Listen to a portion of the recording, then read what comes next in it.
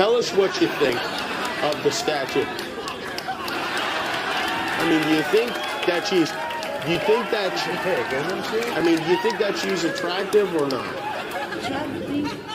Take another look at her.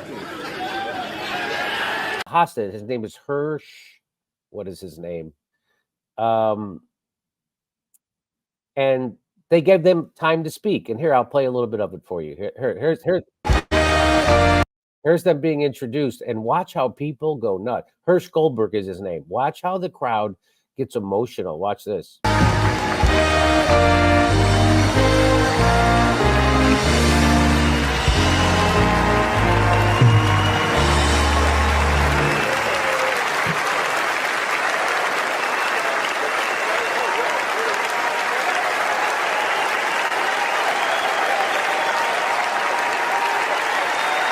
Look at that. Look at that.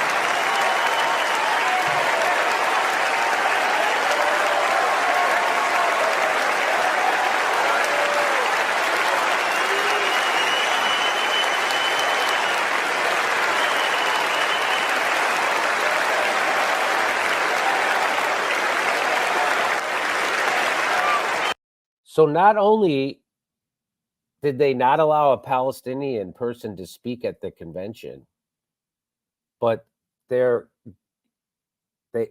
have Jewish parents of a hostage, and they are going mental over them. You see this, right?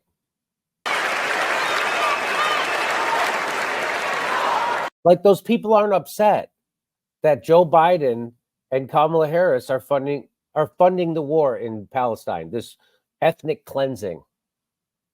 I mean, how many pictures do you need? I go on Twitter. I don't go on Facebook or Instagram. I just go on Twitter, and you can't avoid the pictures of babies that have been killed. Babies with their arms blown off, their head, part of their head blown off. Babies.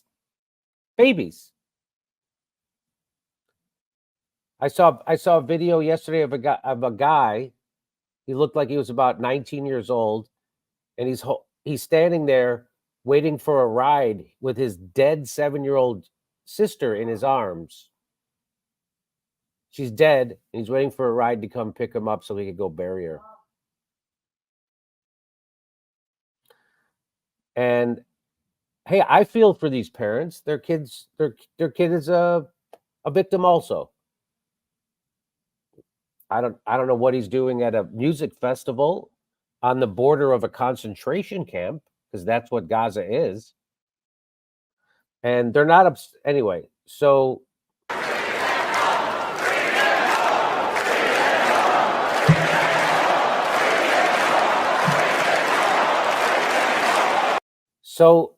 that really smacks of, these people don't give a shit about Palestinians. The people inside this hall, these are the delegates. So these are the party insiders.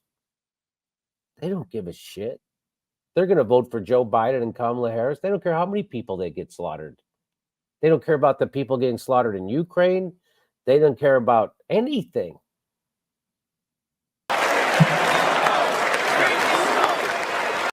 Remember, Chicago, biggest Palestinian population in the country. And that's where they're doing this. Hey, it's not that I don't feel for these parents, but this seems weird. At this moment, 109 treasured human beings are being held hostage by Hamas in Gaza. Again, they didn't bring a Palestinian on to give a speech. And here, let's go to I'm going to fast forward because I don't want to watch this. Is a political convention. So here's that kid's father. So now he's going to talk. This is a political convention. But needing our only son and all of the cherished hostages home is not a political issue.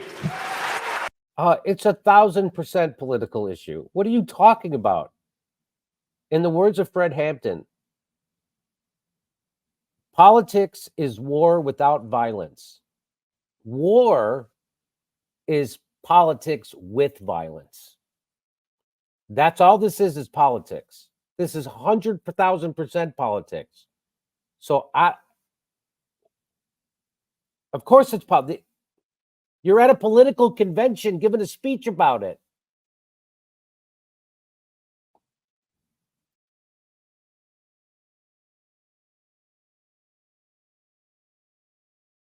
A speaker is, and they're not anyway. So fast forward because I don't want to watch. Demonstrate their bipartisan support for our hostages being released. We've met with President Biden and Vice President Harris. Families. It is politics. So of course it's politics. You're at a political convention giving a speech about it.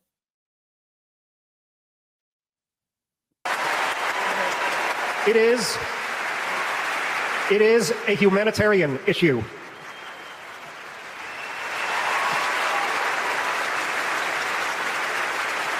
The families of the American 8 hostages meet every few weeks in Washington. We're heartened that both Democratic and Republican leaders demonstrate their bipartisan support for our hostages being released. We've met with President Biden and Vice President Harris numerous times. And do you tell them that you're going to campaign against them unless they end this war, unless they put an arms embargo on Israel, which would end the war like that and get the hostages released like that? Do you do that? What do you say to them? What do you say? Keep bombing. Well, I would love to know what they say. They don't say what they say to them. Numerous times at the White House. They're both working tirelessly for a hostage and ceasefire deal that will bring. So by working for a ceasefire deal, do you mean by continuing to commit billions and billions of dollars in bombs and weapons to kill people? You mean that's how they do it? Because that's all they would have to do is stop that.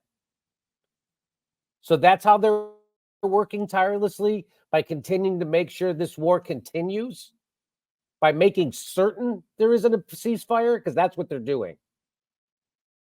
Our precious children, mothers, fathers, spouses, grandparents, and grandchildren home, and will stop the despair in Gaza.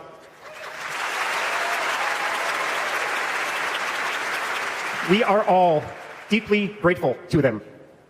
We're also profoundly thankful to you, the millions of people in the United States and all over the world who have been sending love, support, and strength to the hostage families. You've kept us breathing in a world without air.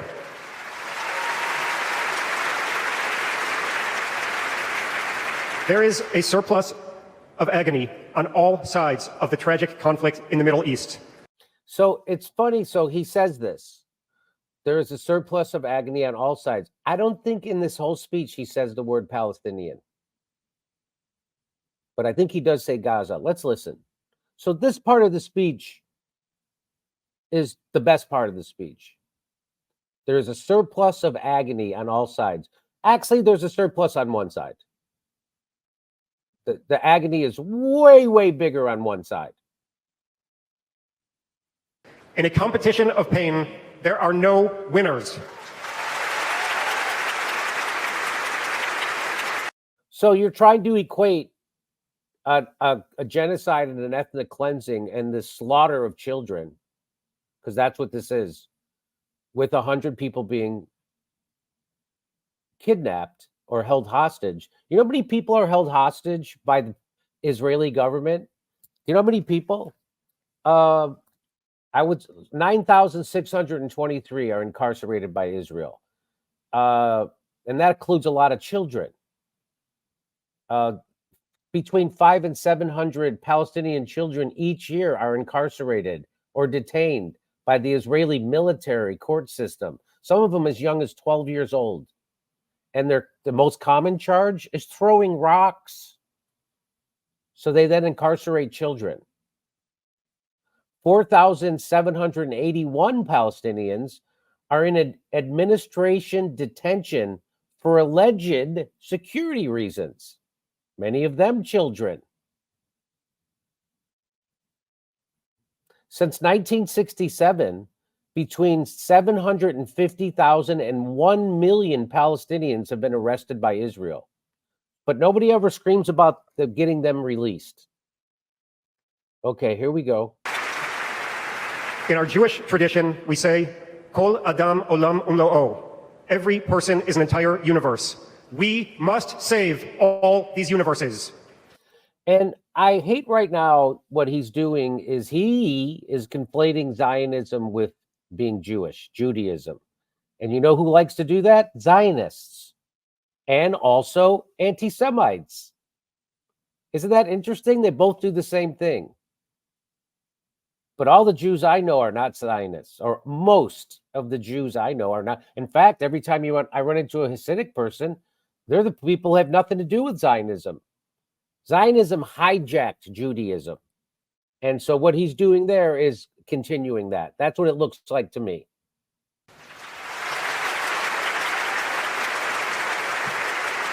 In an inflamed Middle East, we know the one thing that can most immediately release pressure and bring calm to the entire region would be an arms embargo by the United States. That's what would do it.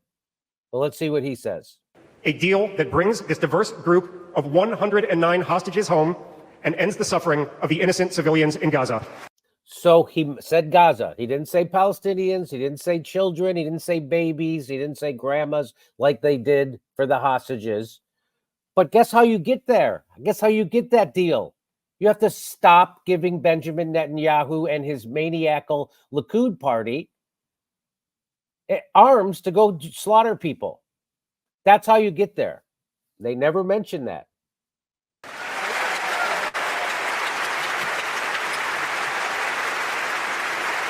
The time is now. Okay. Okay, so it sounds like he's calling for a ceasefire, but it doesn't sound like he's threatening anybody, meaning he's not threatening Joe Biden or Kamala Harris to, hey, guess what? I'm going to campaign against you unless you put an arms embargo. He didn't even mention it. So at least I'll give him tip of the hat that he did mention the suffering of the people in Gaza. So at least he did that. He didn't also say there should be a Palestinian up here with me. We're all victims in this. Anyway, so do you want to hear what she has to say? It's that Hirsch. So she just says that she's upset about her son. I get it. If it was my son, I'd be out of my mind. But if it was, if it was my dog, I'd be out of my mind. So I get. I mean, I can't imagine what they're going through, right? And it's got to be horrible. And my heart goes out to them.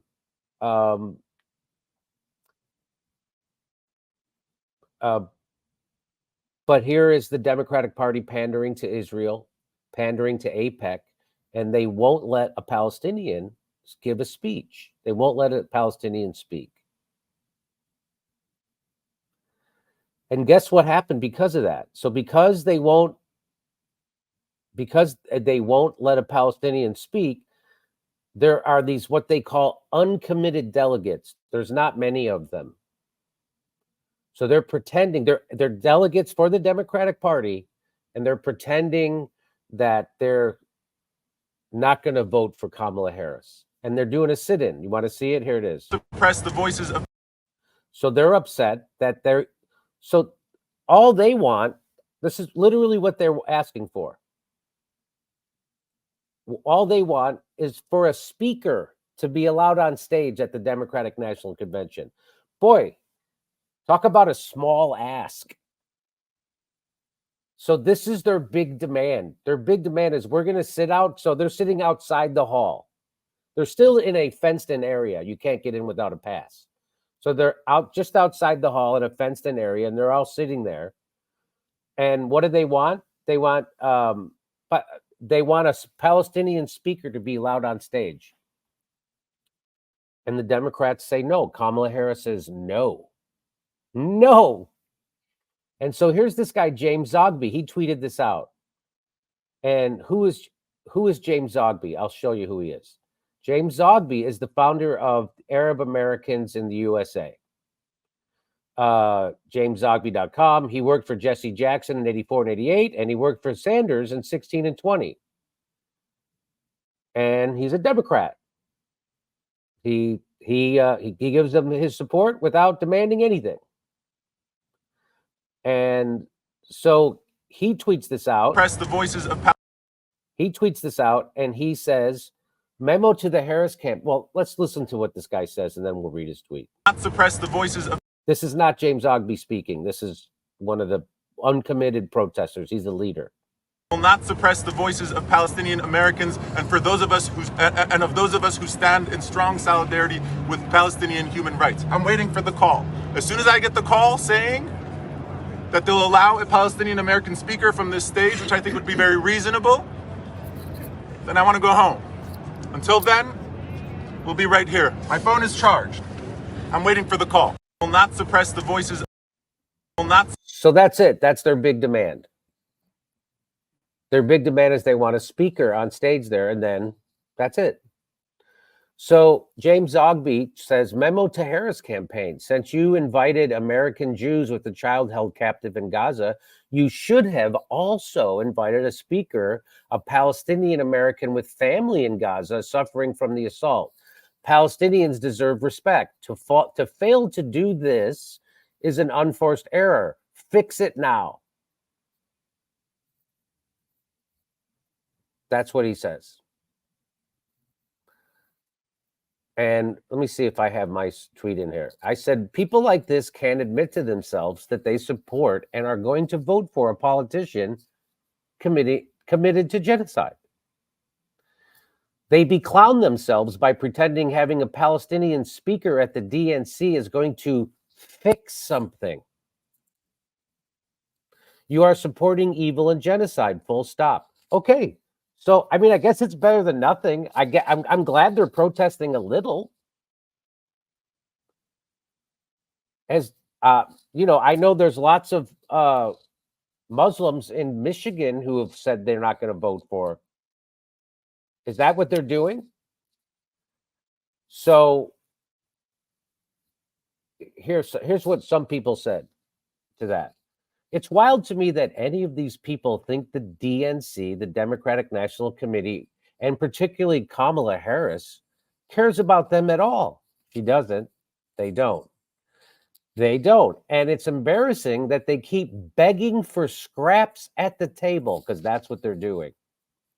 How many more ways can the DNC say we don't want you before they'll get it? Yup, they are still going to vote for her, despite the fact that she's been murdering Palestinians for almost a year and has no intention to ever stop. I'd never be able to forgive or forget this heinous crime. Oh, and guess what? So now there's this Muslim Women for Harris. How that is even a thing is beyond me. But it is. That's a real thing. So here's what they put out a letter because they won't let a Palestinian speak. We cannot in good conscience continue Muslim Women for Harris. Wow. It only took, what, 11 months of a genocide that they're funding for you to put your foot down? We cannot in good conscience continue Muslim Women for Harris. In light of this new information from the uncommitted movement, that Vice President Harris' team declined their request to have a Palestinian American speaker take the stage at the DNC. That's your red line? That's your red line? Talk about begging for a scrap of a scrap. That's your red line. The family of the Israeli hostage that was on the stage tonight has shown more empathy towards Palestinian Americans and Palestinians than our candidate or the DNC has.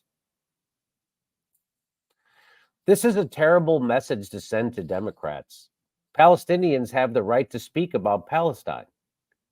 We pray that the DNC and the Vice President Harris team makes the right decision before the convention is over, for the sake of each of us.